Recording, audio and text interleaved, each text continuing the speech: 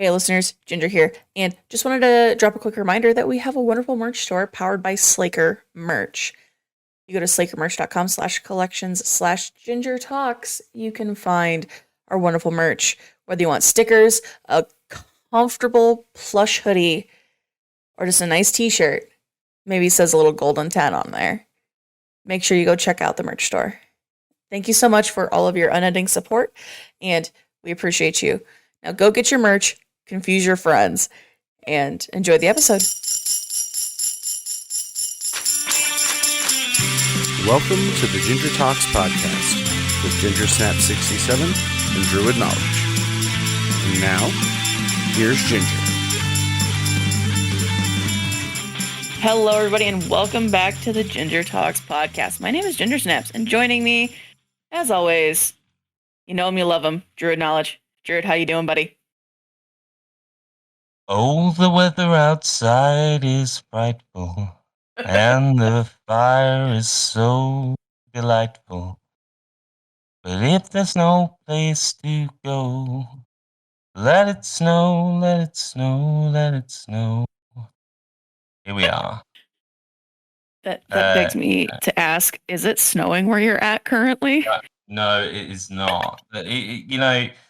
It's kind of in that space where it's maybe threatening to do so, but knowing my fucking luck, it's not going to happen when I'm at work. So no snow days for the Druid. Rip. Yeah. And when you're in the teaching profession, people that are also in that space will know that you just live for that fucking day where you can just have a moment of space away from those fuckwits. Yeah. Yeah. Well, given Druid's wonderful hello, which I was hoping we would get regaled with a carol. I was ready. Yeah, well, it's maybe it's like I'm forcing it on my part, but this year the festive spirit's been with me in a way maybe it's not been before. So this old dog's like having a bit of a Scrooge moment where I'm learning to embrace those things. I'm learning to embrace that kind of way of being. Yeah. Which is nice because I guess this is like the first year I've not lived with like Mama and Papa Druid, and they are a couple of Scrooges, and Mrs. Knowledge has done wonders for the festive elements of my spirit, which is just fantastic. No. Maybe this is like, maybe my cynical takes are like no longer like going to be as hard hitting as sharp, which, hey, I'm ready for that. Like, I'm here to give people advice. I'm here to be a shoulder to cry on. That's who I want to be from now on. No. How about you? How are you feeling right now? Well, it's been unseasonably warm here. It's at the day that we recorded this, it was 55 degrees Fahrenheit, or just shy of 13 Celsius. So, like, I wore like a baseball tee and some jeans and didn't take a coat to work today.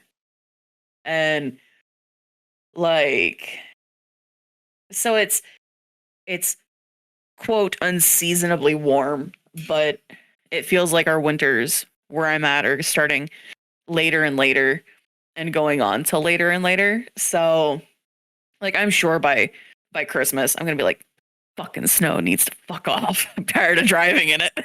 But yeah, that's interesting. That's interesting because we just don't get it like that. Mm.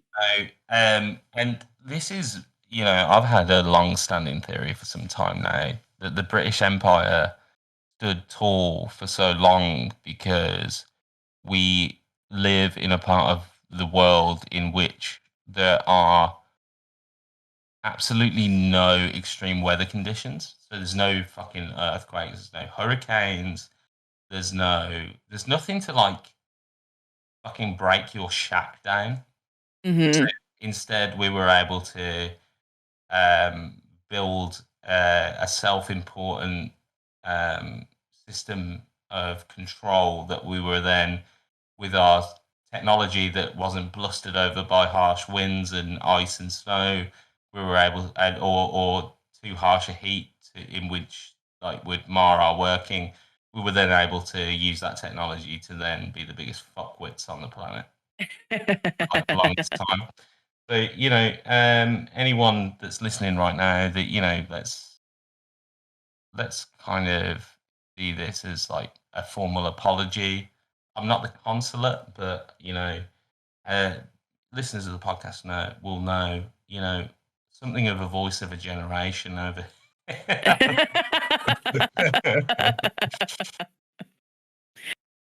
Yeah, well, and the thing is, like, I am ever constantly like just a giant fucking Grinch. I'm not a big fan of the holidays. Like, they're not my cup of tea. Like here in the States, Thanksgiving is a big deal for everybody. I tore down and rearranged my entire setup, my bedroom, deep cleaned everything. Like I didn't have some fancy pants swanky meal. In fact, I think I made myself macaroni and cheese and some form of protein. I don't even know. I might have made taco mac and cheese. Like Yeah. Okay. I don't I usually stream on Christmas Day because I'm usually charity fundraising. Right. And so like I stream on Christmas Day and I'm like, "Oh yeah, Merry Christmas. Oh yeah, did you have a good time?" Like I'm happy when my viewers have had a good time with their family and their friends. But Okay. Yeah. But like like that's not there for you, right? yeah. But So that's nice though, because if we look at people historically that have been that way, like usually the misery seeps in where, you know, and I was like this maybe for a little while where, you look at people that are having a good time in a festive sense and you kind of look down on it. And I think that's like maybe the prevailing attitude of people that don't celebrate these things, that they kind of had, maybe because they're just not having a good time like everyone else is, that there's a bitterness that comes with that, but you don't have that. So that's, I try really hard because like the bitterness does then overpower like any gifts big or small that I do receive, or like it taints that like charitable spirit that I have. And I know so many people who the holidays are hard for them as well because they're around their family. So if I can be an escape where it's like, yeah, no, the holidays can kind of suck, but you know what? We're going to try to have some fun together. Like, it's that perspective for me that just like, it's what takes the bitterness away. Because I used to be fucking bitter about it. Fucking hate Christmas. Yeah, Dude. yeah, 100%. I'm coming from the same direction there. And then like what I found is that as I came to like kind of shed that bitterness, like kind of coming to appreciate that you can get involved in what that means for so many people. And I'm not all the way there yet or anything like that, but you know, it's the lesson that Scrooge learns in A Christmas Carol, right? Right. Is that and I'm referring pretty much exclusively to the Muppets version, which is the ultimate version of that story. Facts. And the puppet that represents the ghost of Christmas present, you'll hear him gayfully sing, "It is the season of the heart." And do you know what? If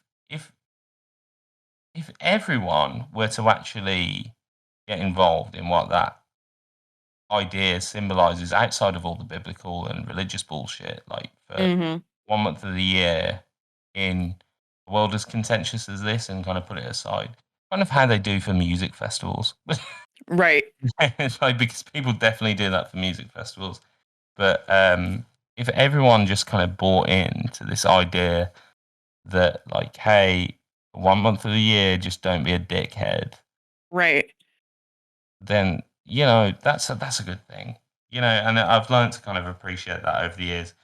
Get out of that mindset that, hey, you're like somehow better than this, but like it's just like, well, it's just people having a good fucking time. Oh, yeah. I've noticed in class, right, that the thing I'm saying more than anything else, and ironically, because we're running a podcast here, but I'm having to say to kids that are just starting high school, they just want to like fucking talk over me at any given opportunity, to the point where I can't make it through a sentence, and I'm having to like kind of extol this virtue where I'm going, if you have a thought in your head, it's not necessarily like got to be said. And that's like where people are at now. Like everything you think, and this is like a direct like causation of like social media, I guess, is that everyone thinks that they're the fucking main character. Yeah. But like this is Christmas, right? Where you Right. being the main character and your family and friends being the main character is fine. But anytime outside of this, I'm sorry, I'm sending you to the gulag for the rest of the year. That is a logic Christmas. Yeah. You will yearn to learn. The gulag of logic The, Christmas. the gulag that is logic Christmas. You will learn. Yeah. Welcome to Logic Christmas. Yeah. Actually, Santa's sleigh runs on a intensive engine cylinder program. Dasher, Prancer, Dancer, Donner, Blitzen, Rudolph. They're merely aesthetic. They're there to create a world of magic and wonder from something that's pure science and logic based. Yes. The synapses in the brain recover a sense of they require a sense of fantasy to operate on to create kindness and sympathy. So we must create the facsimile of magic, in which people can reproduce a sense of willful enjoyment of the spirit of, scare quotes, Christmas. Like Santa's like, Rudolph, will you guide my sleigh tonight? Yes, Santa, only because the magnesium deposits in my nose allow it to shine out. And it's like, well, that's wonderful, Rudolph. Let's get through this mist and get going. And he's like, Santa, I'm not going to make Christmas next year. I'm sick. Oh, no. There's so much magnesium in my fucking nose. Logic Christmas. And now it's time for an ad break. Hey, listeners, Ginger here. Just wanted to say thank you so much for listening to the podcast. We've really made an effort to try to up the quality of the podcast in all forms. And I just want to take a moment and say thank you. And a special thank you to our wonderful patrons over at our Patreon. If you'd like to support us and help us make even more improvements and make this podcast even better, please consider go checking out our Patreon, patreon.com/GingerTalks. We have a couple of different tiers where you can get priority access for guest questions, as well as hear episodes of Little Snaps, which is our Patreon exclusive, where we take stuff that's been cut out of the episode and put it out on Patreon just for you. If you would like to hear the first episode of Little Snaps, you can actually listen to it for free exactly where you're listening to this podcast right now. So thank you so much. And big thanks to our patrons. Without you, we wouldn't be able to do this. Well, I'm gonna do a fanciful segue that you're not prepared for. Alternative holidays. I think you know where I'm going. Oh So, yes, yes, yes. so this Christmas special of the Ginger Talks podcast, we Druid and I sat down and we watched, unfortunately, independently, 4 different Christmas specials of like sitcoms, and leaning into the alternative holidays.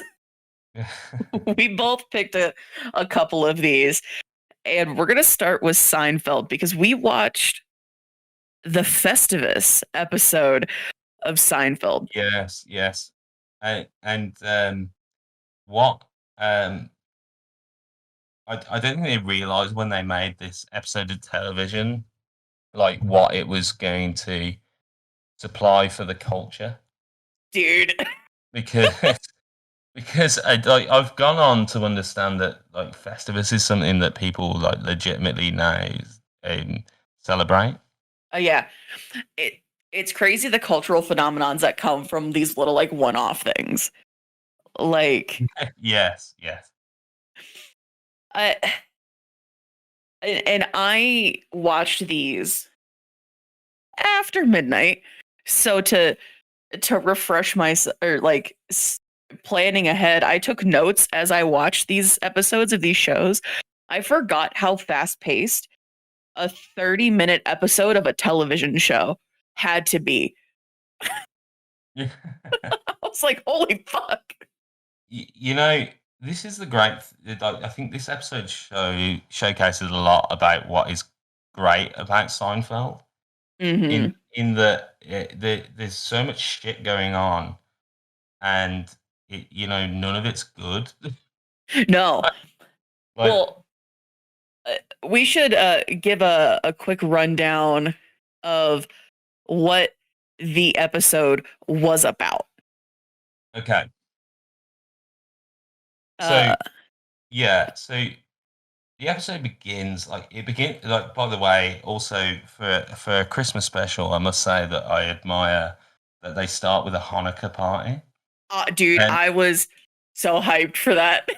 yeah, yeah, and Elaine is just like all she cares about is getting a free sandwich.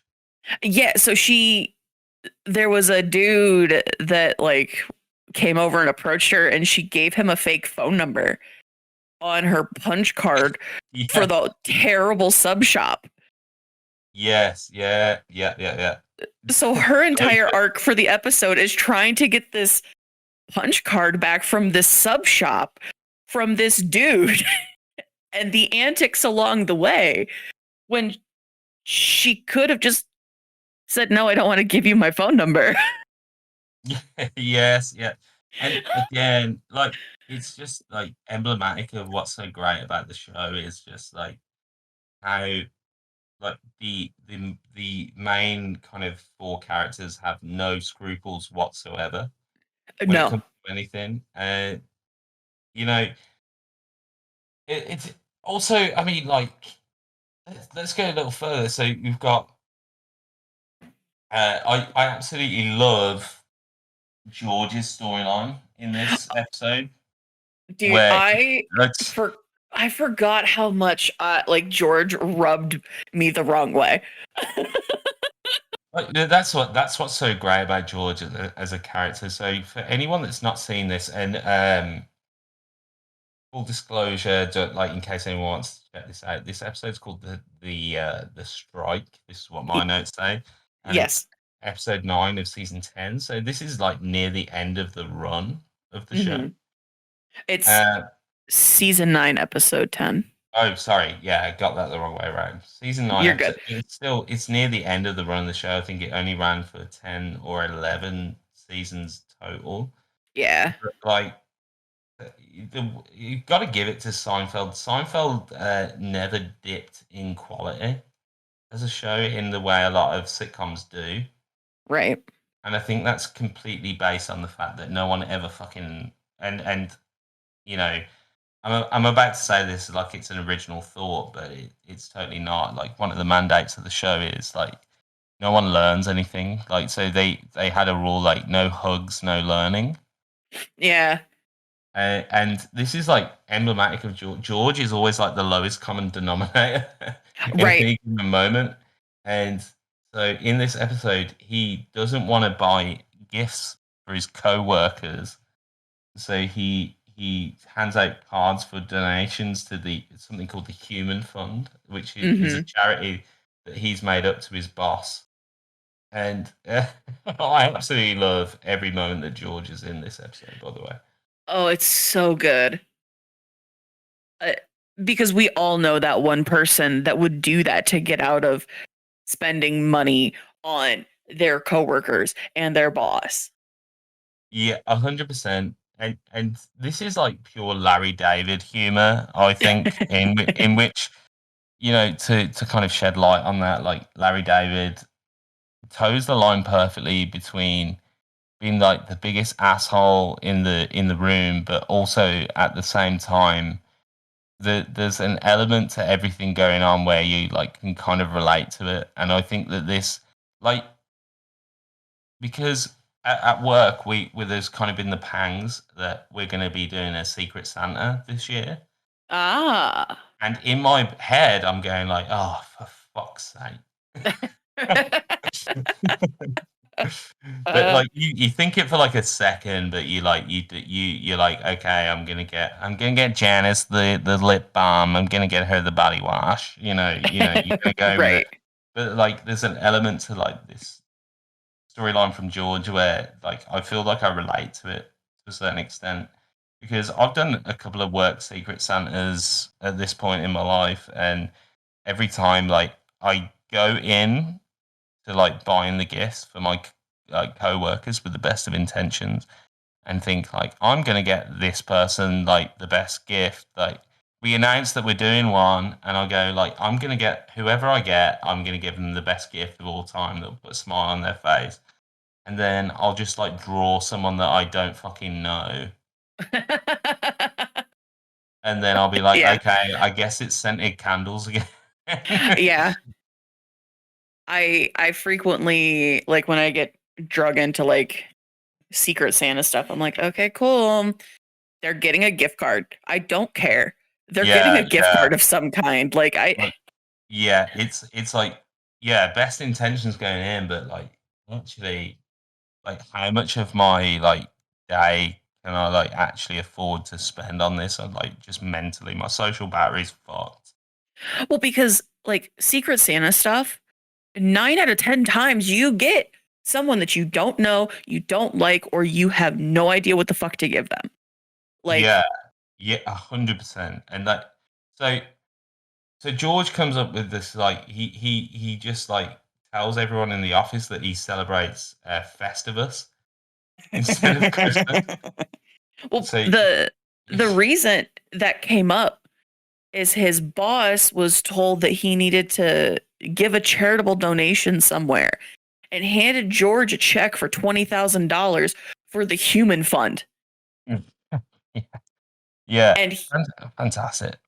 he had to, like, and George was like, oh, okay, takes the check, and like Jerry's just like, you've got to give it back, and George is like, but what if I just start the charity? And Jerry's just like, no, you're an idiot. Yeah. Carry on, sorry. George's boss finds out, and that's when George is like, no, we celebrate Festivus. Yeah, which, and, again, I'm going to reiterate, I was shocked when I was like, because I watched Seinfeld when I was much younger, and then when I kind of had a renewed interest, I looked into it, and there are people that celebrate Christmas as Festivus every year to this day, and quite what it is about this thing that people gravitate towards, I'm not sure, almost.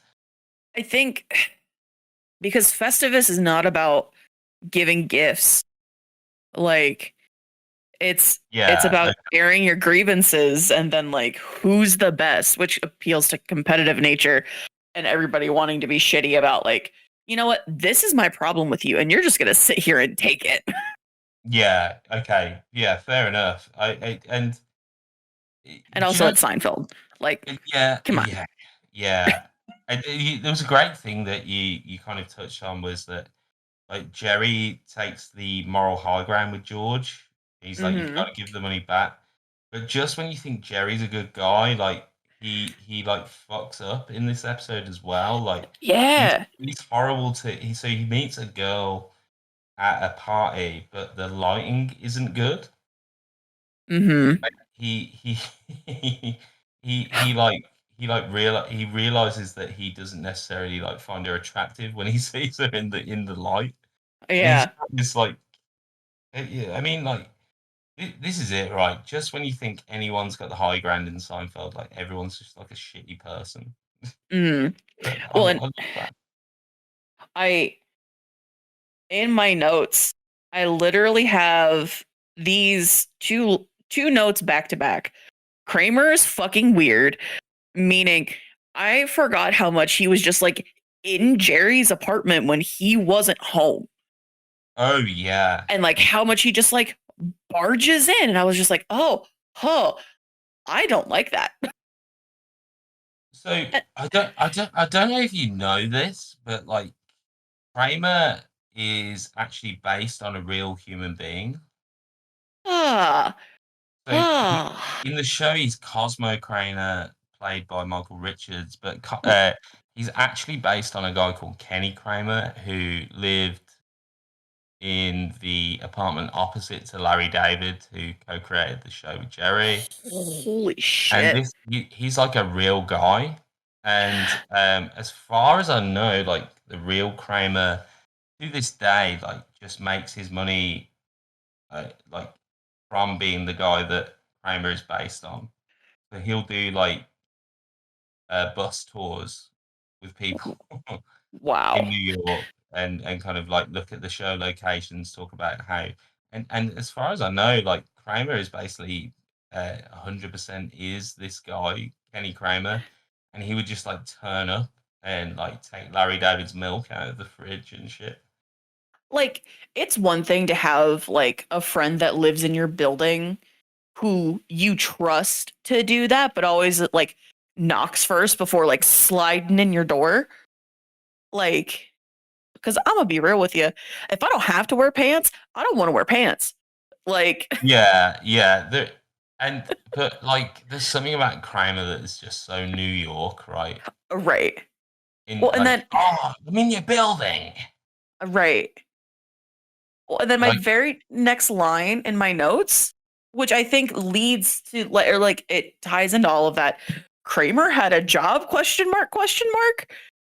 yeah, yeah. So they've been on strike for 12 years. Is that right? Yeah.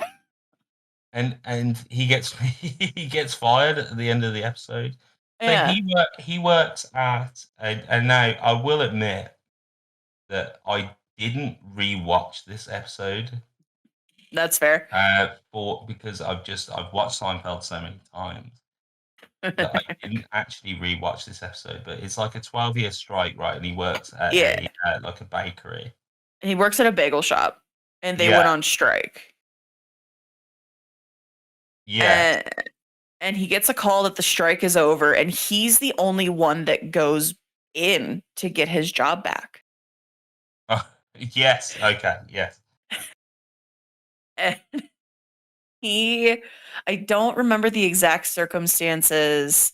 He learned about Festivus, which we haven't fully touched on.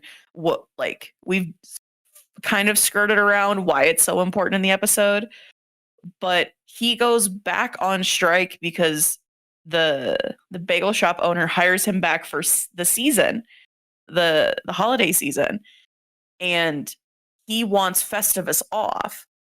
And so he goes back on strike because the shop owner refuses to give it to him.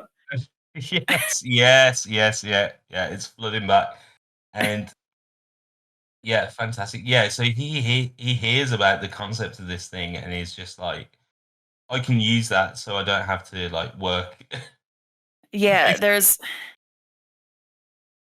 it's I think it's because they're all going over to celebrate Festivus. Yeah, so it basically, as far as I remember, it kind of all of these like loose ends kind of bubble over to the fact that they have to then like put together Festivus and like make what it is. Yeah. George's dad created Festivus because he hated Christmas holiday. Yeah, it's a fuck you to the festive period, like in every way, right? Yeah. Um, and I must say, like Jerry Stiller, George's dad, like Ben Stiller's real dad in real life, is Mhm. it's just he's fantastic.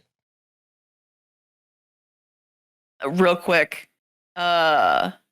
What do you rate this episode? Like how for me it's 8 out of 9 Festivus bowls. Like Yeah, yeah, yeah, and it's not a perfect episode. Like there are Seinfeld episodes that are better than this, but right. you can't deny the impact of this episode and the fact that something with such an impact comes so late in the show's run. Mhm. Speaks to, like the quality of the whole thing, and right what you said. I mean, that the aluminum pole. Like, just the concept of that is hilarious. Like, we don't have a tree, we have like an aluminum pole. Right. Like, welcome to the gulag that is Logic Christmas. Right. Well, so you rated up there pretty high, but not the pinnacle of Seinfeld. No, no. So there are better episodes out there than this one, 100%. Like, uh, you have to go earlier in the show's run for that kind of quality. But I mean, as sitcom Christmas specials go, it's you've got to give it to them. They're doing something like, and of course, like most people working on this show, like are Jewish. Mhm. Um, so it's never going to be the most, but like they never pander in Seinfeld, and this episode just showcases that because it Festivus has become like for people around the world like a symbol of secular Christmas. Right. Well, so uh, given all of that, I'm going to shift to a different uh Christmas show because we still got 3 more. Yeah. So, I'm going to shift us to I think one of the odder ones on the list Okay. for a specific reason. I think it's a classic and I think I'm probably going to make some people mad when Okay. I talk about it. Friends. Now, Yeah. I specifically picked Friends because of the late Matthew Perry. Um but we watched the one about what was it called? Phoebe's the No. one So the episode is it the routine? The episode's called. no, not the one that I watched. The one that I Oh, watched, we've watched different ones. Oh the my one god. with Phoebe's dad, the We've one with watched the we've routine. watched we've watched Ah! different episodes. Great. So it's great to Well, find that out on air. well. So let me give a quick TLDR of the one that I watched because I actually have I have some very specific points about it. The one with Phoebe's dad, that one. So Phoebe finds out that her dad is not the man who she was led to believe he was. Um, all the pictures she has of her dad are just the stock dude that comes in the photo frames. Okay. Um, and uh, Monica and Rachel, instead of tipping like the mailman and the superintendent of the building and all this stuff with money, they've been giving them cookies. And they're not, I mean they're cookies. They're good, but it's not cash. Yeah. And Joey and Chandler don't play a huge role besides being there for Phoebe. Um, and Ross is all about Rachel still. But Okay. Ross breaks the knob on the radiator, making it very hot in the apartment. So the girls' Christmas party, everybody's like, they come inside, they take off their coats and they take off their shirts and are in like their undershirts and like taking ice cubes and like instead of Okay. like hors d'oeuvres and drinks and stuff. But my big thing about it is Phoebe doesn't really celebrate Christmas. Everybody else talks about going and buying Christmas presents and doing stuff, and Phoebe's entire thing is about finding out who her dad actually is. And like, as someone who spends the holidays alone, like that like search and want for family, like I was like, huh, feelings. Ooh, I feel Okay. this. Yikes. But like having friends around, making it better and like giving you that spirit, I love it. Joey's optimism and sometimes just stupidity is always infectious. And every Yeah. time he did something stupid or just like was on screen, I could like I was smiling. R- Um right. Because the one I watched was the routine. Because I mhm. think the only stipulation you gave me was it has New Year in it as well, and that one has New Year as Oh, well. because you had suggested the one with Phoebe's dad because that one was highly rated, and then I also found that they said that was my bad. Hi, Yeah, yeah. So I hello, like it's my I fault. so I noticed as well, like Joey in the episode I watched. I don't know if you remember it, but like he has the exact same energy, but he's spending the whole episode trying to sleep with Elle McPherson.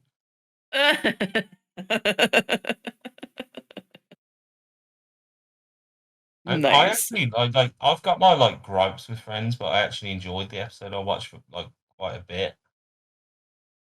Yeah. Um, they are like I don't know if it's like where this was in the run, but they were so dialed in into the characters in the episode that I watched Yeah. that it was so believable. And I must say, like Matt LeBlanc, who is a tentpole that we've based this whole podcast around, it you know, he's fantastic as Joey. And I must say, I really like Ross in a way that I never liked before when I was watching my episode. Yeah.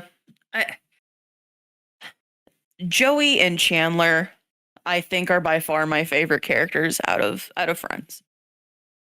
Um, Yeah, I think that's a bit of a given, right?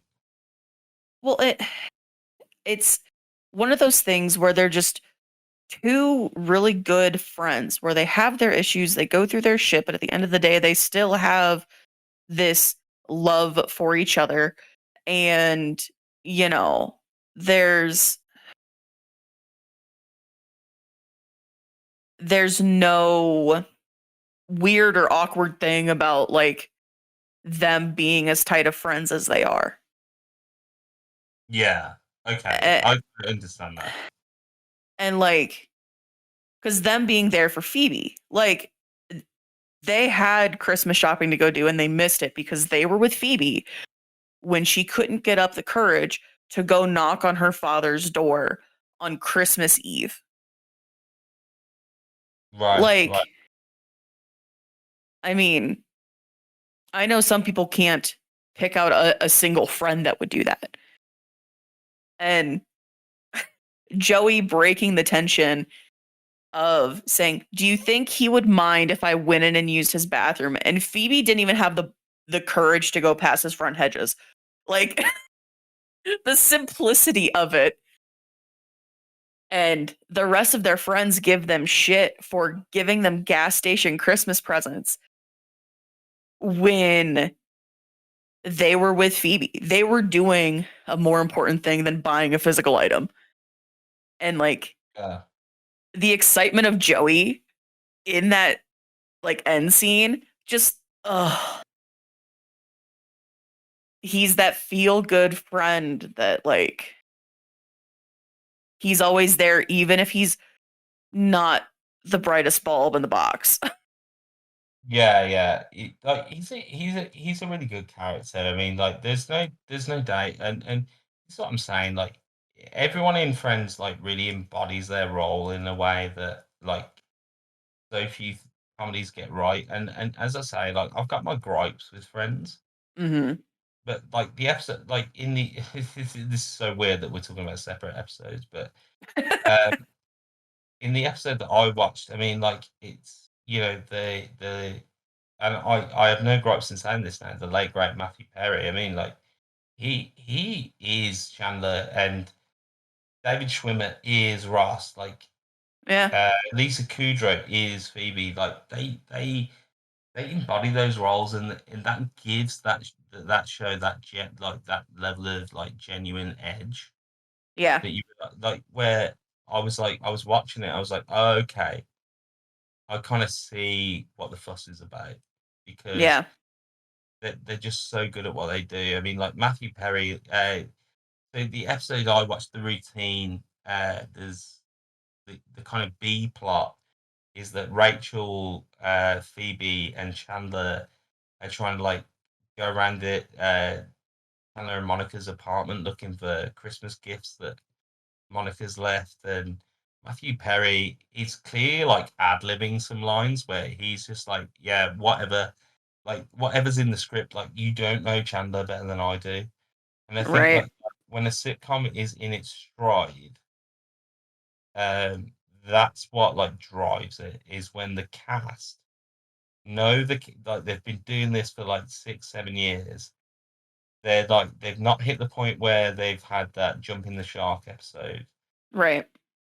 and just like, yeah, we someone can come in and like direct this episode right now, but like they're learning from me the whole way, and Yeah. I feel that confidence from the Friends cast like when I was watching the routine.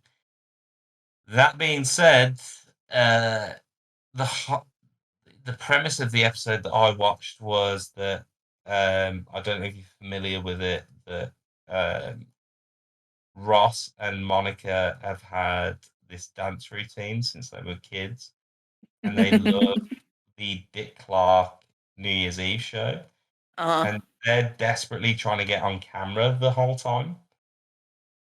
So they do this fucking like ridiculous dance routine, and to try and get like a spot on the camera, but like they basically refuse to film them. And the funniest moments in the episode are when Ross and Monica are getting into the producer's face like every time he's got a spare moment, and they're like dancing towards him. That's And so good. Oh, I'm starting to remember it now. yeah, they're like boogieing towards him. And there's another great moment because like the whole episode, like Joey's trying to get with Elle McPherson. I can't remember her character's name. I think it's Janine, maybe. He's trying to like get with her during this episode, but she gets paired with another guy. And in the bathroom, he meets the guy that she's been paired with and starts like he's in the bathroom with him, and he starts Right. throwing water at his pants. And then, like, when the director's like going, "Okay, we're gonna give this guy and this lady a close up," he's like, "Well, he's wet his pants," and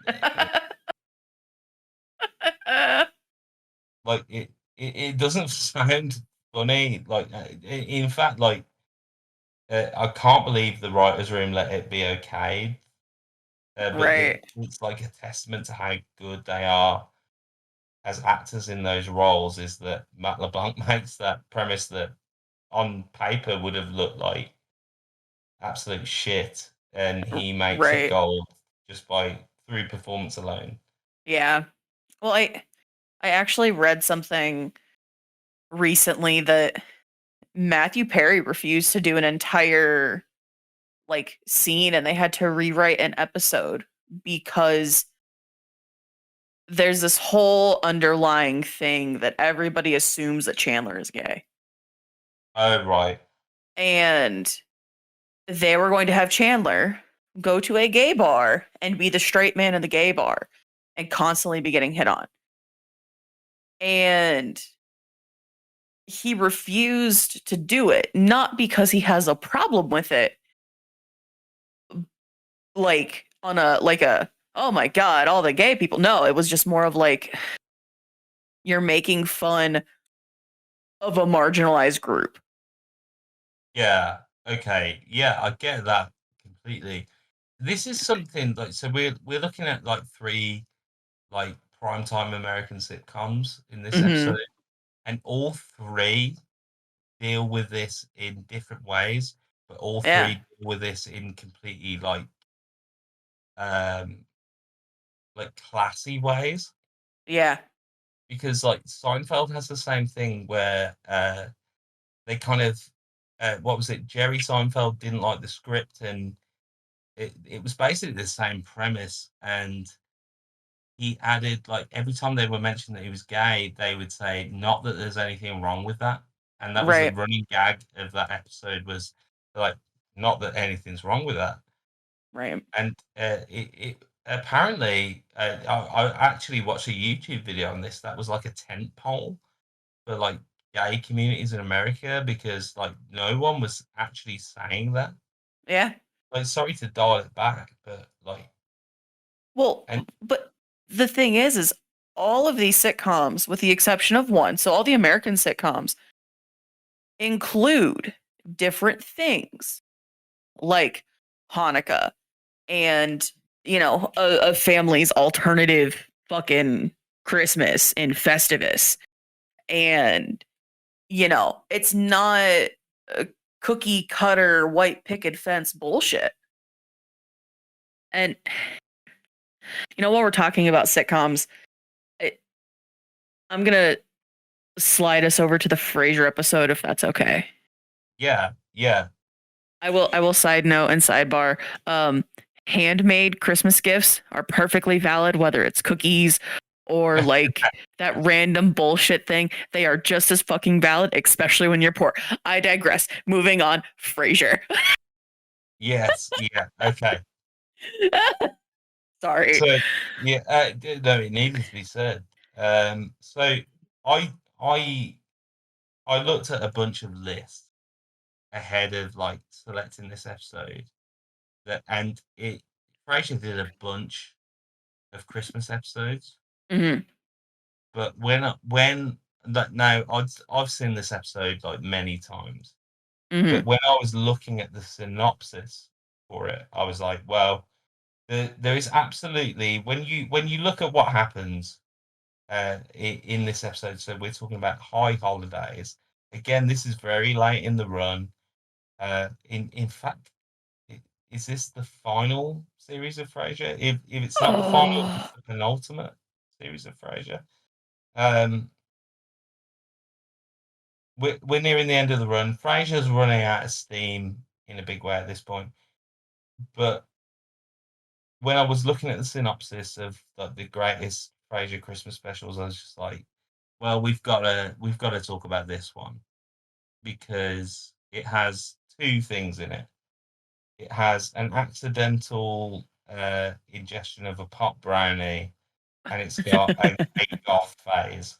And I was like, Hmm. well, those two things are synonymous with everything I hold dear. Absolutely. So it's like, well, there's absolutely we're watching High Holidays. So I'm trying to get the information if anyone wants to watch along. What it's season it it is is? season 11, episode 11. Yeah, so we're coming to the end of Frasier.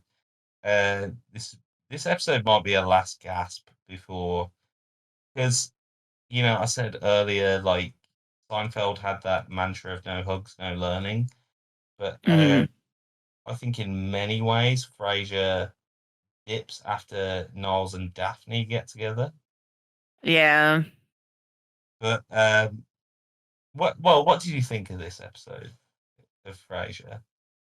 I enjoyed it. My thing with it, like, I knew about the goth reveal. Like I knew about that just from talking about what we were gonna do. And I was um like I enjoyed that, but I forgot so much about Frasier because it's been so long since I had seen Frasier. Okay. Like I completely forgot that their dad was a cop, and like I forgot how straight-laced and boring Niles was. He's the best character. He's Uh, he's he is the straight man in the whole thing while still being so funny. Like, but he's the quintessential like straight-laced dude from the late 90s, early 2000s. okay, interesting take. I wasn't expecting he's like at all to go that route. Well, because he's when I think about like the stereotype of someone who had his job at that point in time, he's exactly who I imagine. Right. Like he offers so much more. I think that's He unfair. he does. That's on the surface level. Now you have to remember, I was only able to watch this one episode last night. Yeah, yeah. And this is what I'm saying. Like the the quality of Frasier like dips when Niles gets with Daphne like hugely like because when the show starts he's such a like he's so strange and they Right. kind of mellow him out as they go because they're like, well, they yeah, you can see the writers going, well, fuck me, like not no one will ever really truly love Niles in his in his current like format. But Yeah. uh but it also has like an element of what is great about Niles, which is like that he's essentially like despite how smart he is, he's basically like a child. Right. Like when he's like, "Oh, I guess Frasier, I guess I missed that rebellious phase in my life, so I decided to get some." What is it he says? I'm going to get high on reefer. Yes, I believe I think I wrote down the quote. Oh, I didn't. Uh oh yeah, high on reefer. For so straight laced Niles, I'm dead. OMG. Uh, that's what I wrote down at Yeah, one I can thirty in the almost morning. hear that being sampled on the start of like a Snoop Dogg song. Like I'm going to get high on reefer at the beginning. And what a great reveal it is when like he said like because Martin says like wow it's so funny because this is a great thing about Frasier is the interplay between the dad and the kids because he's such like a man's man and then the kid Frasier and Niles are like so like bay and kind of Yeah. affected and strange and he's like yeah, I went into your closet when you were a teenager, and I was like hoping it was weed, but it turned Right. out to be like potpourri. Yeah.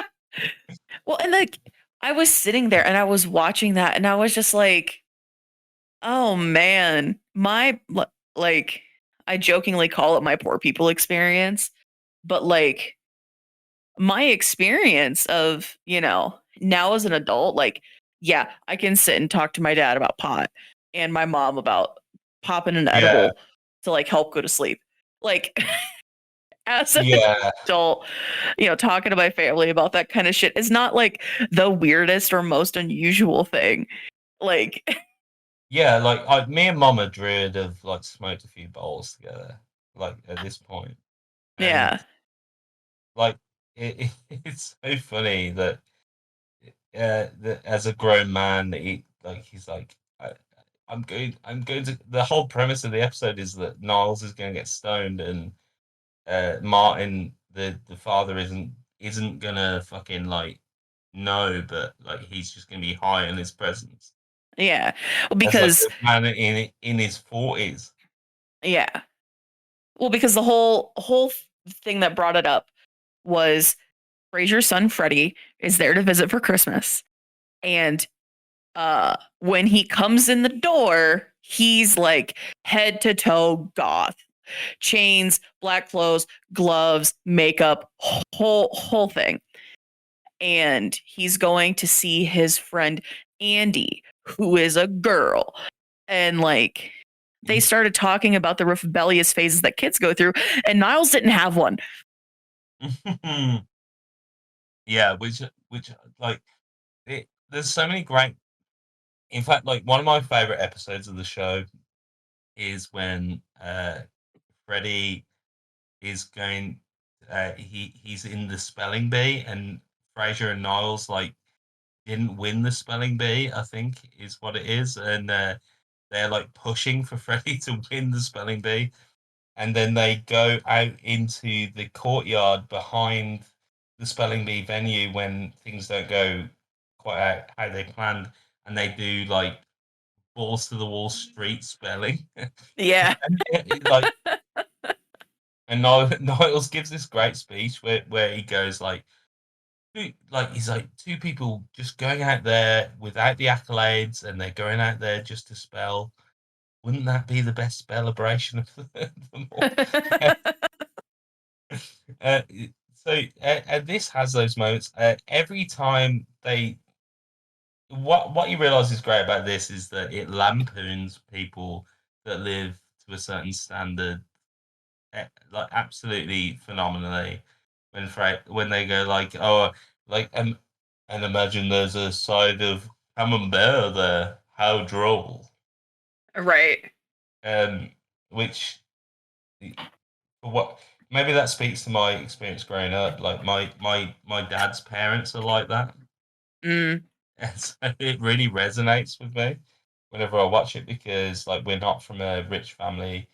My father's parents are like what you'd call asset rich, but like Yeah.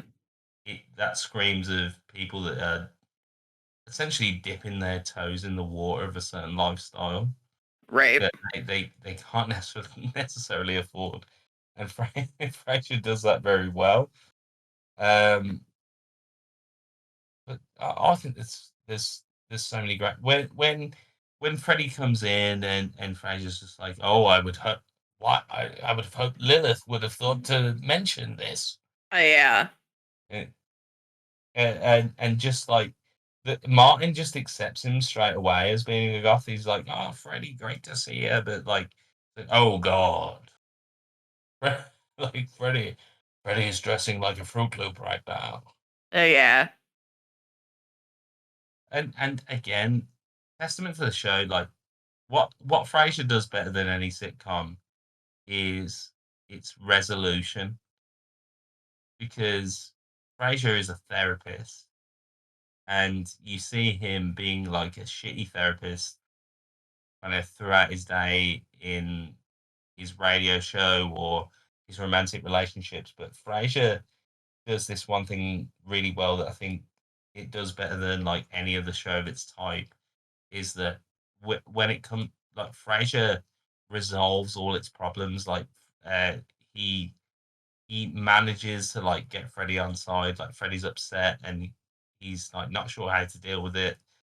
Like Freddie being a goth, and then when Freddie's upset, Frasier steps up and he's just like, "Oh, I'll make use of like this food I used to make you when you were a kid, and Yeah.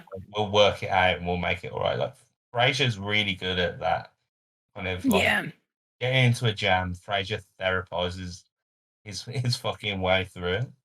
Yeah. I mean the ending of the episode, like the line that sticks out of, I'll pour you a bowl of cereal and tell you a Yeah, few stories. This has happened to you. So this has happened to you more than once. Yeah, I'll pour you a big bowl. Like yeah, that, like that's shit that like I wish would have been like how that shit went for me. Like when my mom is telling me stories about my dad's youth, I'm sitting in the passenger seat of the car after like losing my shit over something that happened and being so frustrated and pissed off about something, or like a weird conversation about, recreational drugs. Like, Yeah, yeah. you It, know. what we've not touched on is that the conceit of this episode is essentially that Niles tries to be rebellious against Martin, their dad, Uh because because he's called out on the fact that he wasn't rebellious as a kid, and gets a pot brownie. Great reveal when Roz comes and delivers the pot brownie. oh, so Uh, good. yeah, there's your pot, Niles, and then when and then Martin sees the brownie in the foil, and he's got a hunger on, eats it. Oh, he slams that thing. Yeah, instead of Niles, and great moment of the episode when Niles is at the counter and he asks for another brownie, and then the cops, the Oh my cops, god. he walks, the cops are there, and he walks away from the cops, and he's like the Hunchback of Notre Dame walking. Dude, the contorted face and the like trying to hide everything while not looking suspicious, So making himself look more suspicious. I was dying. that bit's great. So Like, funny. and so like Niles thinks he's stoned the whole time, and he's like really smug about it. But then Martin arrives, and he's actually is stoned. And there's another episode of there's another element of this episode that we've not touched on, in that Frasier is trying to like get with this like French woman who's doing a like like an I guess it's like a tourism ad or something, Yeah. and he thinks he's going to be the main character, like selling Seattle to people on TV. And she just loves Eddie the dog, and they basically use his voice and create a CGI dog that's like, "You want to go for a walk? Take a look It's around Seattle." it's everything. It's Frasier's entire read with the dog and its mouth moving to Frasier's voice. Yeah, so it's funny when he puts the VHS tape in and sees that he doesn't feature in the episode at all, but then they bring it back when Martin is stoned and he puts the tape in and sees Eddie talking on the screen. He's like, "Whoa!" And that's I think that's the second time he talks about, man, that cold medicine is really getting to him. Yeah, yeah, yeah, yeah. Like really good, and there's a like what is he? He's like he thinks the dog is talking to him after that, and it's Yeah. really, one bugbear that I've got. I mean, like, come on, I mean, he doesn't play Stone that convincingly, but Mm-mm. come on, he quite obviously has never even smelled it before. So, um, well, and the part that cracked me up is shit that I see first time edible users do, and Niles is just like, "Ooh, I'm gonna have a little bit more," and he unwraps the brownie and then just takes like pinches off the brownie. yeah, Like, I know people who make edibles that are, legal where they're at, and you can eat a full brownie and you're getting a relatively reasonable dose. And then I know people who are like, you eat the tiniest piece of this brownie and you will be fine. Like, yeah. No, well, I've had that, like on the way to like maybe the biggest concert I've ever played. Like, we got a coach down, and we thought it was really funny that nobody knew on the bus that what we were eating for our quote unquote lunch on the way down to London to play this gig was actually pot brownies, and we're laughing. And I'm like, I don't feel it. So I ended up eating like a whole bunch of it, and then the bus gets into London, and I'm like seized to the chair. Oh. And I remember there's like two stories that I've got that go this way because it was both at the same venue and there's a Burger King next door.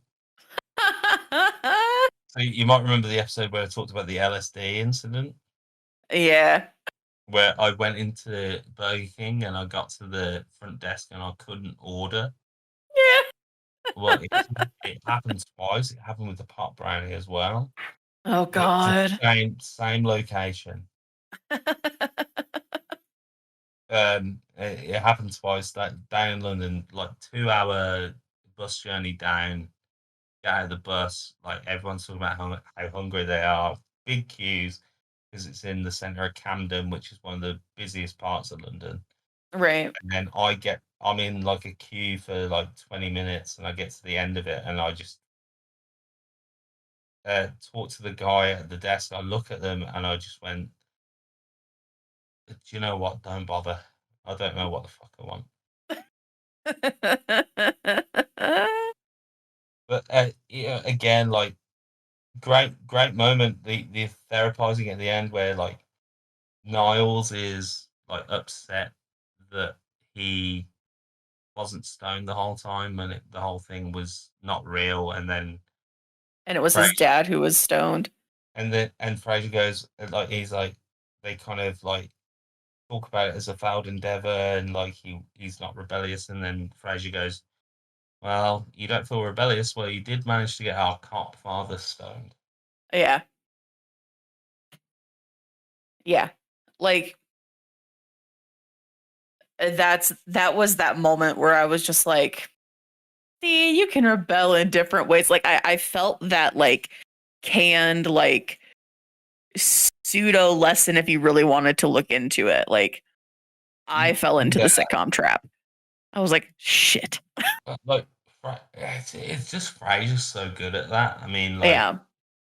they do it several times, and they Frasier's really good at kind of this kind of style of comedy that's almost slapstick comedy of errors, where Frasier's trying to like put together a party, but like he's like, I've got to make sure Dad's not here, but then like his dad is going to be there, and he's like trying to hide him the whole night or something. But then when Yeah. the whole thing is done, like Frasier will kind of like put together this whole speech that kind of ties the episode together. And the the thing is, like, people in Frasier, they do shit that's wrong, but they always cop to it. Yeah. So anytime anyone does anything like that's like a little bit shitty in Frasier, and this is like something that's like quite good about it, they're always like, it, if anyone does anything that's like kind of morally reprehensible, like they have this moment where they talk through it at the end, which I think like speaks to it a little bit. Frasier is the emotionally mature big brother of sitcoms. Yeah. Like you Yeah. have the same things like that every sitcom has, but the way that it does it, like it just it doesn't let you like it holds you to a standard almost. Yeah. Yeah. 100%. But like, it's really good at like tearing that down ahead of time. Like Frasier is like a selfish character. Hmm. They're all very selfish, except for like Martin, the dad, Yeah. and like it's kind of making a comment, right, that people that like search for values in life, that they think it's material value, that actually that holds no water. Yeah. Yeah. It reminded me both Seinfeld and Frasier, like it tugged on this like you should go back and rewatch these. Like Friends Yeah. didn't do that so much for me. Like there are certain episodes that I'm sure would do that. but like Yeah, when you have 22 minutes of runtime and you have all of these characters that play a part in some way, shape, or form, you've got a lot of stories to tell really quick. And like uh, Frasier does it in such a way that tickles my brain at this point in my life, and I'm just like, yeah, all right, yeah. yeah, I I 100% get what you're saying there because there's like this thing right with Seinfeld and Frasier. What Friends is like almost like surface level in comparison. I think. yeah. They have their moments.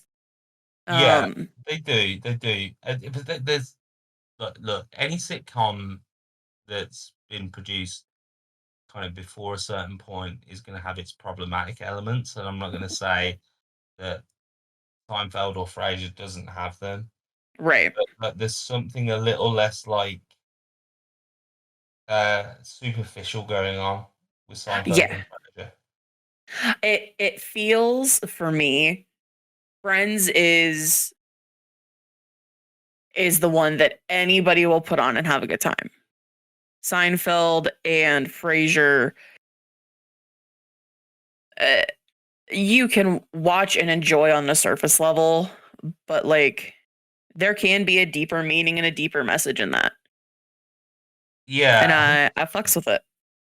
yeah. Oh, and rewatching Frasier, I must say, like it's got funnier over time as I've got older and kind of understand what they're talking about a whole bunch more. Uh huh. 'Cause I watched a whole bunch. Like Frasier was like the thing when I was a kid. I used to love it, but like actually, you like watching and knowing what the fuck they're talking about when they're talking about Beaujolais, and now I know it's a red wine that's Right. produced in France that is of a young vintage. I actually understand the jokes a whole bunch more. Yeah. So it's the gift that keeps on giving. Yeah. So I'm definitely going to find some time to probably revisit Frasier at some point. Yeah, the new Um. season's okay, by the way, as well. Okay. So I Yeah. what the first couple are a bit ropey, but as you get into the groove of it, yeah, it's very much the same. He's very Yeah. good. He's very good in that role. Yeah. S- So um, I'm gonna move us to the last one, and I'm going to let you kind of spearhead this one because Okay. this is the only episode of this I've ever seen, and Right, right, right. it's definitely different than American shows. So I'm Yeah, that it is. That I'm it gonna is. let you lead the charge on this one. So the final show that we're talking about this episode is Father Ted. The episode's called A Christmassy Ted. I think this was actually w- well, I might be wrong. In fact, I do think I'm wrong. I thought this was one of the last episodes that they did, but because Father Ted was meant to go on for longer than it did, but the guy that played Father Ted died of a heart attack, Oh. like during its run, Oh. um, and so they had to kind of stop it. In a way, I think Father Ted is a great comedy. It's a British comedy. It's set in Ireland. Well, it's not British. It's an Irish comedy. Hmm. And this is how I sold it to you. It's singularly maybe the most Irish television show ever made. Yeah. Like, and that's not just the fact that everyone's Irish. That's like if anyone listening's ever been to Ireland, if anyone's from Ireland. In fact, those two kind of statutes of people, like, I don't need to like preach this to you. You probably already know this fact, but like there's a state of mind in being Irish that I think that Father Ted fully encapsulates in the Father Ted kind of showcases that things are just like a little bit shitty in Yeah. in like a weird way. Like things are never what they seem, And so this episode, let's be honest about it. So this episode opens with Ted like in a dream Yeah. scenario. Yeah. And this is a great thing about so Father Ted, for those that don't know, Father Ted is about three Catholic priests that live together that, by the way, couldn't be more different if they tried. So we've got Father Yeah. Ted. Father Ted himself is hilarious because he's a Catholic priest that is like hugely ambitious and wants to be famous. Uh-huh. Father Dougal is hilarious because he Oh, is like basically a 4-year-old boy in a man's body. And then so and then you've got Father Jack, who is an alcoholic that just sits on the couch and says, "Back off and drink." yeah. And so it kind of skews what you believe about Catholic priests. I can't imagine the Catholic Church was too pleased with this show. I, s- mm, I mean, you're correct. I think um, a lot of the Catholic priests that I know are an amalgamation of the three of those men combined. Yeah, yeah, and that, that's what's so. Uh, if I were a Catholic priest, I would champion this show because actually, what it does, I think, more than anything I've ever seen, because you know, let's think about Catholic priests in media. We're Hmm. thinking of the fucking Da Vinci Code, which in which Catholic priests are seen to be like conniving, fucking weird conspiracy barn fucking weirdos. Father Ted presents Catholic priests as actually being human beings, which is something that apparently Catholic priests don't like being No. compared very much. And that Ted's very ambitious. So the episode opens up. Ted is winning an award, the Golden Cleric, is it? Yes. And then he gets immediately like awoken by Dougal, which who hilariously they share a bedroom with single Yeah. bed. Single bed. I always think that's funny, because like they're always there's several episodes where they're just in bed having a conversation, and Ed always thinks he's like smarter than Dougal, but he's like an idiot still. But Yeah. Dougal is just like completely bereft of any thought whatsoever. He's like, so yes, Ted. Oh, so it's like that, Ted. Hmm. And it, it I'll start by saying, like, if we're being honest, the the this episode of television is completely hanging on the conceit that there's a section at the near beginning in which they're going into a department store and accidentally end up in the lingerie section, and they're Uh, Catholic priests in their garb, and they're like, "Oh, well, we can't be seen here," and and no, they carry on. they pick up a gaggle of other priests Yeah, trying to get out of there, and I put a note: tactical priests needs to be a game. yes, yeah, like stealth priests. Like shell shocked, like war veteran, like in the middle of combat, like type of reactions from these priests, and I'm dying. I, It's so good. The bit in the department store is the oh, backbone of the episode, and they get to the lingerie section and they're like, "Oh, Dougal, we can't be seen here," mm, and then they find the other priests, and then so the first two they find, they're just like trying not to look creepy. Yeah. While the other two look exceedingly creepy or like they are very, very gay. Yeah, it's the biggest lingerie store in Ireland, as I understand. Yeah. And But they're holding garments in their hands at yeah, I mean, do you go off? Like I ain't gonna ask what you got underneath all that, but like busted. like honestly, so in many ways, that whole sequence is the episode when they keep picking up more priests, Yeah. and they get to the point where they're trying to get out, and they find they so they're like stealthing around the lingerie section in a department store, and then they find the intercom, and there's loads of people shopping by the exit, and then they're like, "Oh, we need to find the most boring priest here to like put an announcement over the intercom." And he's like, "Yes, Father, I believe I'm the most boring priest that there is." And then there's one in the background that goes, "Father, were you looking for the most dramatic priest?" Yeah. Yeah.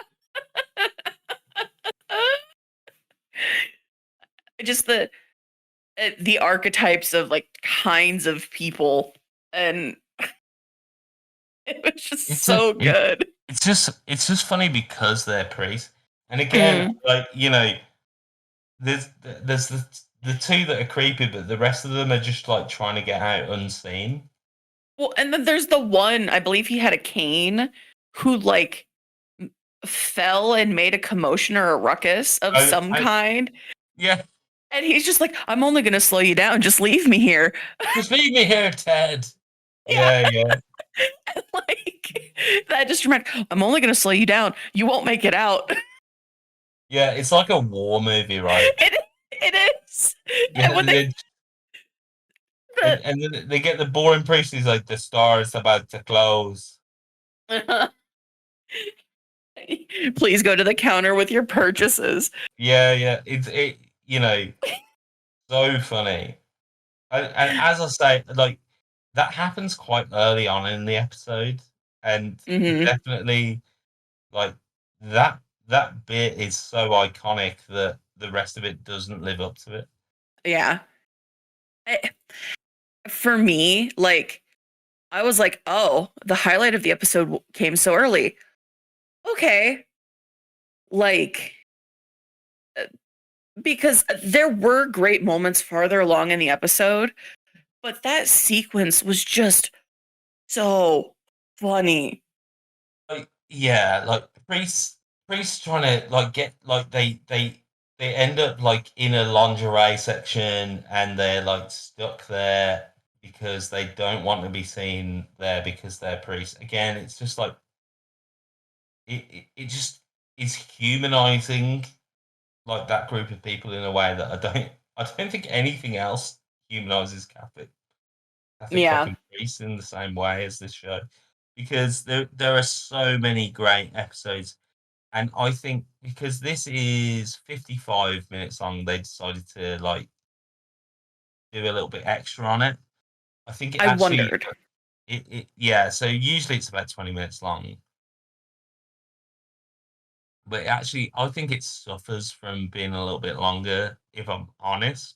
I think so too. I honestly think they should have separated the whole golden cleric thing and and the escape from the store and the tea the tea maker. Oh yeah, Mrs. Doyle. Yeah, her I called it oh god, what did I write in my notes? Uh uh something about um prehistoric cure eggs. So when I watched this, I was really aware of the fact that Mrs. Doyle, the tea maker, she's like a running gag through the show. in that she's always like, "Do you want a cup of tea, Father?" And they go like, "No, I'm all right." And she goes, "Go on, go on, go on." And she like basically forces them to have it. And so there's like a moment in this where she's in the department store and someone's trying to give her like a tea maker that makes tea for her. And Mhm. she's like, "Oh, I don't think it'll work." And it's Right. like it's like the end of like a running gag that's been going on like iconically for a little while. Hmm. Uh, so like it was like I was aware that there would be things like maybe a little bit lost in the translation there, but A like little. yeah, but so many great episodes of the show. Like you, we watched this one because it's a Christmas special, but and it has that lingerie section. Hmm. You can almost talk about this without going to the Golden Cleric at all, but we probably should. But there's an there's an episode of Father Ted where you know Father Jack, the kind of older drunken priest. Uh-huh. There's an episode where um he's in a senior priest's soccer team, and they think he's died or he's got too drunk. He's like he's drank drain cleaner, Oh and my they think he's God. dead. And they don't want to because Ted's managing the soccer team, and they don't want to lose. They put him into a mobility scooter with a remote control and get him to play the soccer game anyway. But it's like a senior priest soccer game, and they shoot in the show the whole game, and everyone's like running at like 0.1 miles. That is really funny. Like, there's so many great episodes. Like, there's also an episode with the milkman, so the guy that delivers milk to everyone on the island, and he's called Pat Mustard, and he's an overweight like man in his mid 50s that is like sleeping with everyone on his milk run. Oh my Uh, God. that- and all these women that are like over the age of 60 think he's like a young buck, but he's like clearly like an overweight man in his mid 50s, and they're like, "Pat Mustard, what a hack!" And it's basically a parody of Speed because Pat Mustard's milk cart that he drives around gets fitted with an explosive device, and it's up to Ted and Dougal to like drive it through the island. Oh my God. There's so many great episodes of this show, and that I don't feel that this one actually, after watching it, represents how great it actually is. But it is still good. Like, well, we'll go to part two, Yeah. the Golden Cleric. The the part that I want to point out before we go too far until we so we don't miss it. When Ted gets the call that he's getting the Golden Cleric from the bishops. So Ted is receiving the Golden Cleric because he led the mission to get the other fathers out of the lingerie section. He's being awarded the Golden Cleric for that mission. Um, but he receives a call, and I believe he's a bishop that he's talking to is it feels like a club. I mean, it's a bunch of like what you imagine like college age or like university aged uh teenage boys doing, drinking beer, playing drums and, you know, Yes, yes. mucking around and shit. And it's just so funny. It's Yeah. just so, cuz Like, you know, if you know, you know. The like Catholic Church is fucked. they never touch on the kind of controversy, but like every Catholic priest that you meet in Father Ted is like super weird in some way. Yeah. Like, yeah, as I say, like it humanizes them, and what like it's so funny because like you never see a priest depicted on television that has like ambition in the way Ted does because it begins he like dreams that he's got an award and then he will do everything in his power to like get that like state of influence over people. Yeah. Well, and so the whole lead up to him receiving the golden cleric, he asks, "What's her name?" You said her name, and Mrs. Doyle. yes, I barely caught it in the show. Mrs. Doyle says that he's not the best priest. And he goes through this whole existential crisis on the beach. And I'm watching this, and me living in the Midwest, I know that pretty much every year I'm going to have a white Christmas. And these people are within 2 days of Christmas, and he's walking along the beach in a light jacket. Yeah. And I'm like, Yes. Yeah. these motherfuckers. But yeah, and the whole thing of when they come to give Father Ted his award, I wrote down typical Catholic gathering. Goes on too long and everyone wants to leave or goes to sleep. Yeah. Yeah. Yeah. I realize how horrible that is, but I'm just like, fuck, dude. Like, again, I mean, it's I look at it as being like it's got like that's the Irish mindset. Like the Irish are really good at like pointing out things that are like just like a bit crap, Yeah. or like the Irish like will just cut the shit on things, and this really like fucking does it. Yeah. Yeah. And there's a whole other big thing of this episode we haven't touched on to deal with the golden cleric. And that's the secret agent plot by another Oh god! Oh yeah. to steal it.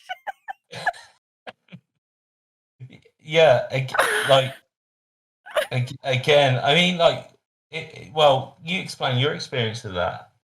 So I'm watching it and I'm like, okay, so there's something to this that doesn't make sense because this priest shows up, claims he knows Ted, and Ted has no idea who the hell he is. So it's this whole sequence of Ted like faking like he knows what's going on, at like trying desperately to pull some information, and so this visiting father, he like he goes through this like weird instance where he's like standing there naked. Well, not naked. He's in his underwear, foot of Father Ted's bed, and it's the most awkward sequence in the whole thing. Yeah. Like, what is it? He says he's like he knew him at school. Yeah. And Mrs. Doyle is trying to work out who he is for like the whole second half of the episode. Yeah. And like, so then after Ted receives the golden cleric and he puts it in the case above the creaky floorboard, you know, so that people can see it, but he could hear if somebody was coming to get it. Like, yeah. This what's his name as well? Like Father Todd Unctious. Yeah, something like that. Yeah. He maker housekeeper is just rattling off all of these different names of all these fucking priests for hours. She just happens to get his name right as well. Like, there's absolutely no way that she knows who the fuck he is. Yeah. It's so funny. She's like going through every name that she can, and then she just goes like, it's like Father Jack Smith, Father, and then she just goes Tardogshus. Yeah. And he's like, yes. Yeah. And so then he, in the middle of the night, he repels from the ceiling on wires and is trying to steal it, but everybody keeps coming into the room and interrupting him. And Dougal walks in, turns on the TV, and he's stuck on the fucking wires and just turning. Yeah. So Dougal can't see him, but if he turns around quick, he'll be face to face with him. And it's just so good. Yeah, that you know what? I'm gonna take back what I said earlier that it outstays its welcome, because actually it is really good the whole way through. It was so funny. And then oh my god, and then he's talking about how he figured it out. How he knew. How he learned about it. Yes. Oh my god. And it's this whole big thing about he met another father drunk at a bar who knew Ted. Yes, yeah, and Ted's just like, Ted's just like, oh fuck, I've got to like, I'm a dickhead. Yeah. Like, they were just, because the one cop says, completely off the record, and absolutely, so he regales this whole story about how he took the other priest's clothes, and he's like, well, why did you take his clothes? I don't know. I just wanted to. And the cop turns around and goes, well, this all has been on the record, and I'm going to use it as evidence against you.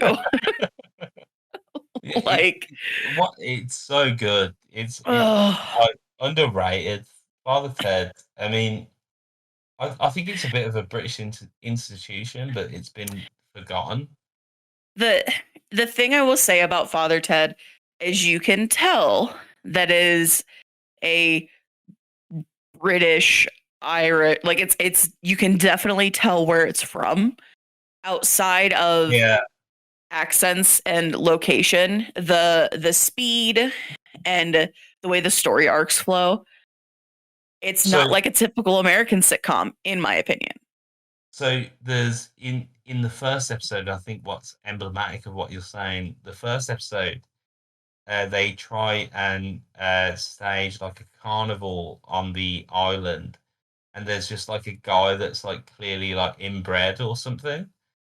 Like that, he says that he's got like a fairground ride, but it's just like a park bench that he's put on some chicken wine.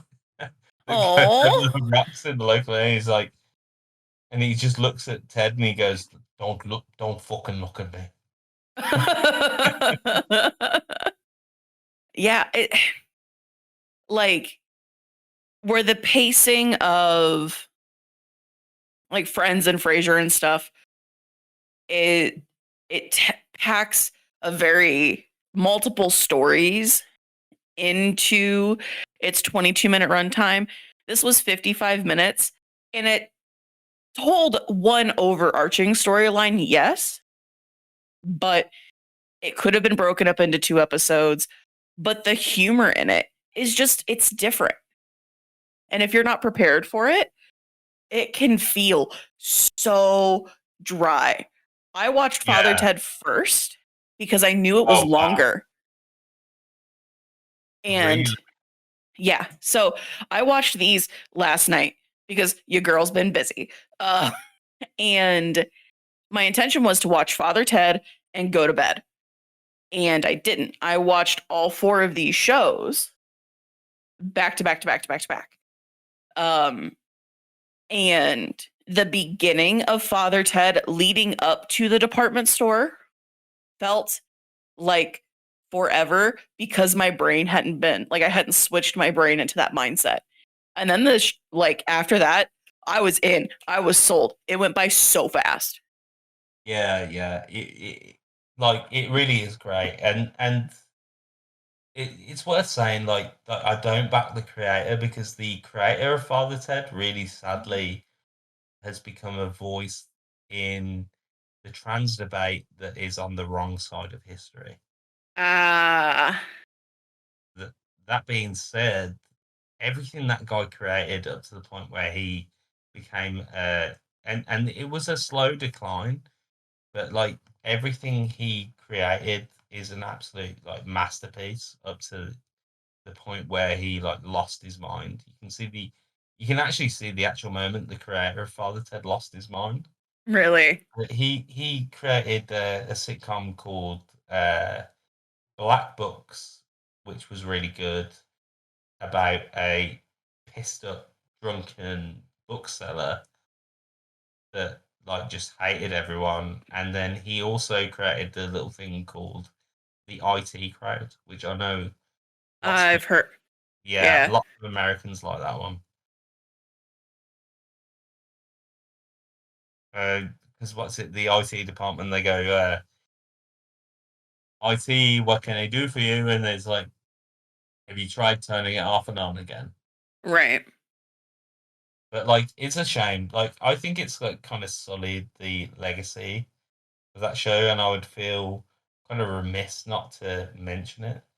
Hmm. But um, for me, it doesn't sour Father Ted because it's so removed from where he's at now. And I Yeah, just hope that dude's okay, because he's almost like ill with how obsessed he is by it. yeah. I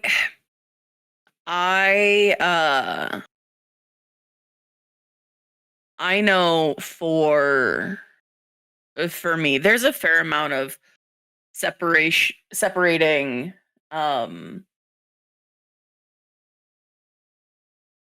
separating like the art from the artist and stuff. Yeah, Um, I do that a fair bit with like J.K. Rowling. Do I consume a lot of Harry Potter content? No.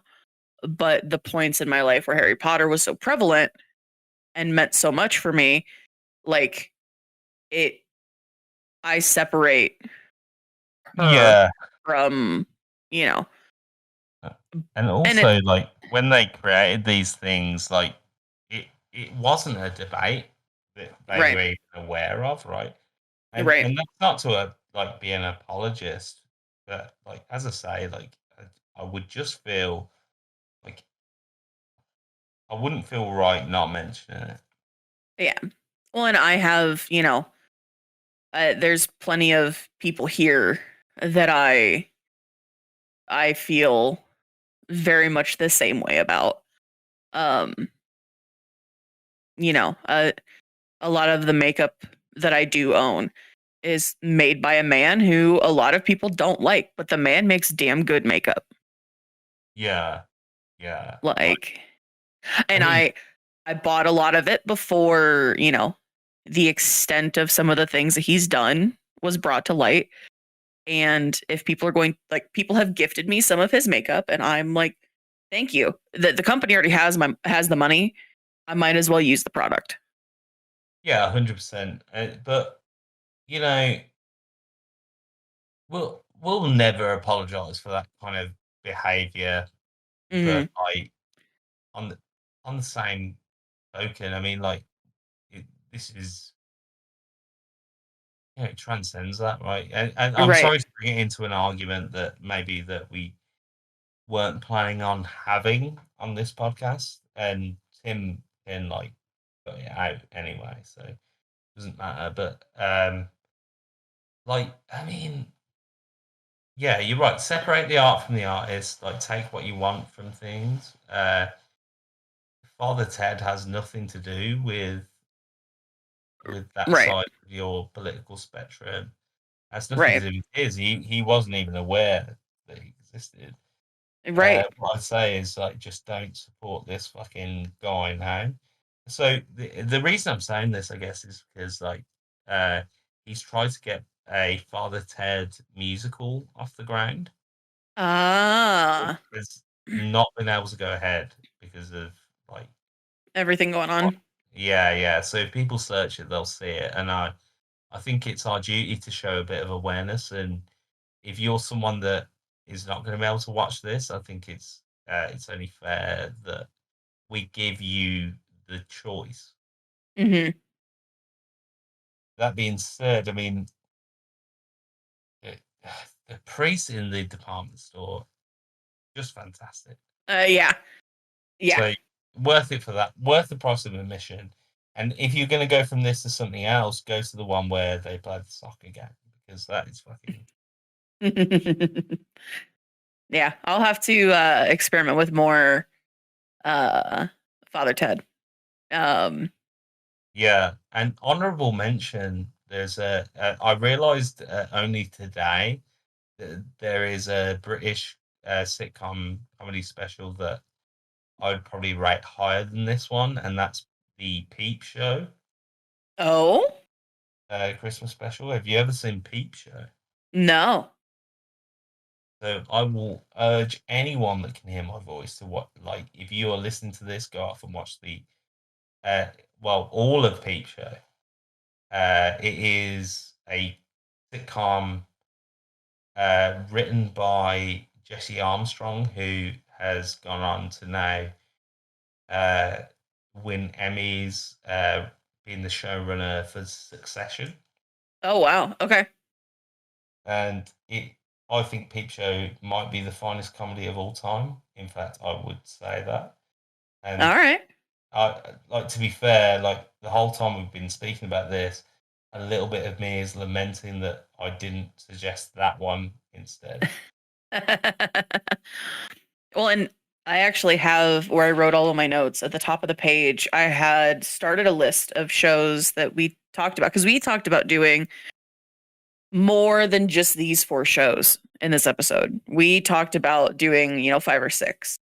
And we were going to do a classic, but we just kind of ran out of prep time. But I even have like Bob's Burgers written down. And, Yeah, which you is, know, yeah, and there's definitely like a Simpsons special yeah. in this format. I think, like, obviously we've done something a little bit different this Hmm. episode, and if people like what we're doing here, like, please let us know. We'll do some more of this, because sitcoms, as I said, like maybe several times during this, like such a tent pole of where we Hmm. began. You Oh, know, yeah. first episode is called Proud LeBlanc, so, Right. which has felt really nice that we got the chance to, like, maybe like talk critically a little bit about Friends. Yeah. It was, uh, I personally feel like this was a nice change of pace. Yeah, I've enjoyed it. Yeah. Um, In fact, it's given me some ideas for future episodes. oh, So, shit. All right. so we'll discuss that after. Yeah. Well, I guess I'm going to go on one more small little tangenty tirade here. Um, uh, as I said in the beginning, the holidays are not my favorite time of year. Um, they're not the easiest for me. They're not my favorite thing. Um, so to our listeners out there who might be in a very similar position to myself, um, you know, hey, feel free to come and hang out because I am around, and you Mm, know, I have plenty of things going on. Every December, I do a charity fundraiser, and lo and behold, I'm doing one in December. But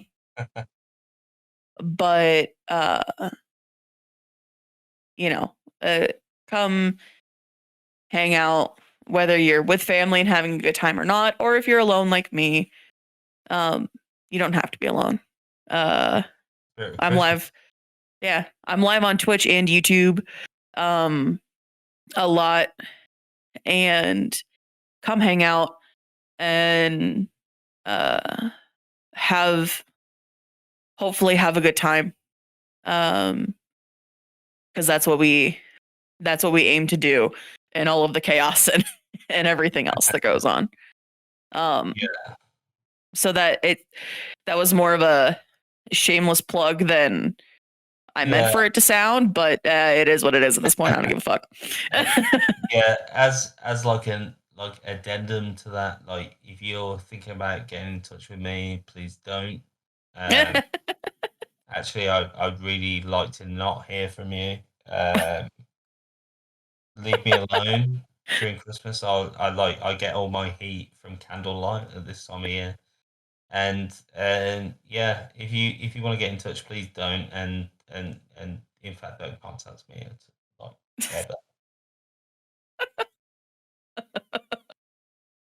So with that in mind, here's another edition of the GingerTalks. I want to say thank you to our patrons, though. They have been wonderful and gracious, and I appreciate them a lot. I know you do too. Yeah, absolutely. Without you, people that regularly listen, I mean, like, we wouldn't have a show. So thank you very much. Yeah. Thank you for letting us do what we love to do, and keep on keeping on. Yeah. Hope you guys have a happy holiday of whatever you celebrate, whether it's Christmas, Festivus, or something not in any of these sitcoms. But yeah, thank you guys so much. Have a happy holiday season. Anything else, Druid? I think that's me. All right. Well, we'll see you guys in the next one. Bye-bye.